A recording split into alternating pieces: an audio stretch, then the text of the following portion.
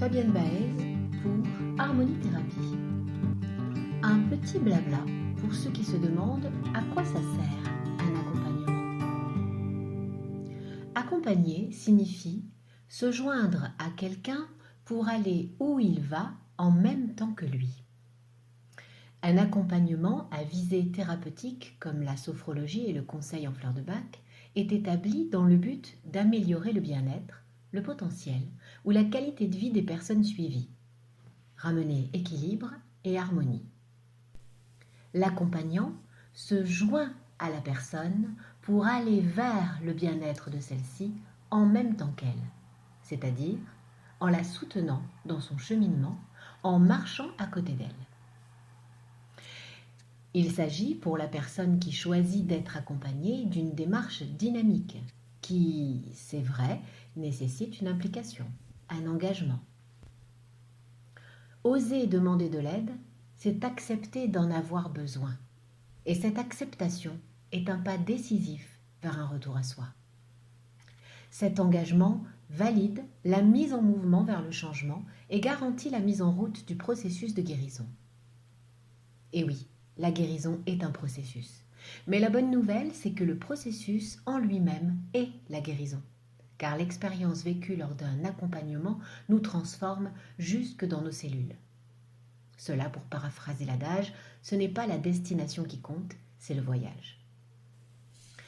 Bien évidemment, il n'est pas toujours besoin d'être accompagné pour avancer sur le chemin de notre évolution personnelle. Mais parfois, la route devient trop escarpée, la végétation trop dense pour continuer d'avancer, et même notre boussole en perd le nord.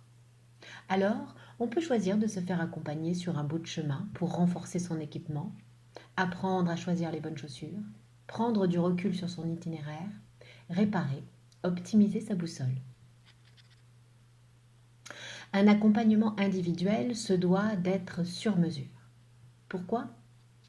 Parce que chaque être est unique dans ce qui le constitue, dans ce qu'il éprouve, ce qu'il expérimente. Chaque être est unique dans ce qui le motive, le met en joie, le porte, l'élève. Chaque être a son propre rythme, sa propre respiration, son propre mode de ressourcement.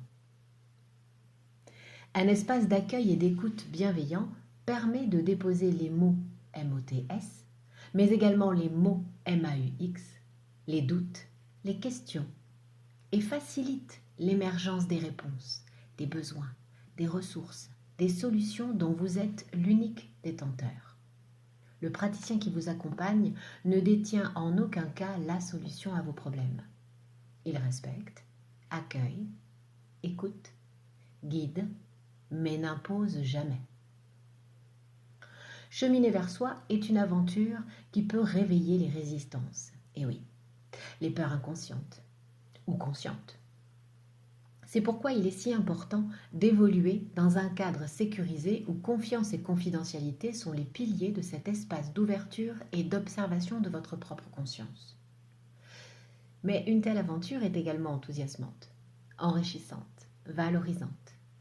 Revenir à soi, retrouver son centre, s'autoriser enfin sa singularité pour retrouver l'élan vital, le mouvement de la vie.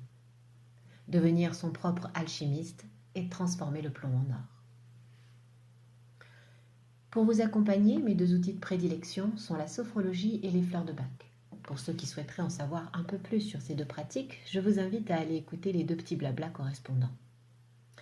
Ce sont des méthodes simples et douces pour ensemble déplier le papier froissé de vos pensées, retrouver la clarté, identifier les émotions qui vous traversent et celles qui se sont installées pour leur permettre de circuler, retrouver l'équilibre, prêter attention aux messages de votre corps car il ne ment jamais, retrouver la détente, observer, comprendre, accueillir, mais aussi respirer, visualiser, intégrer.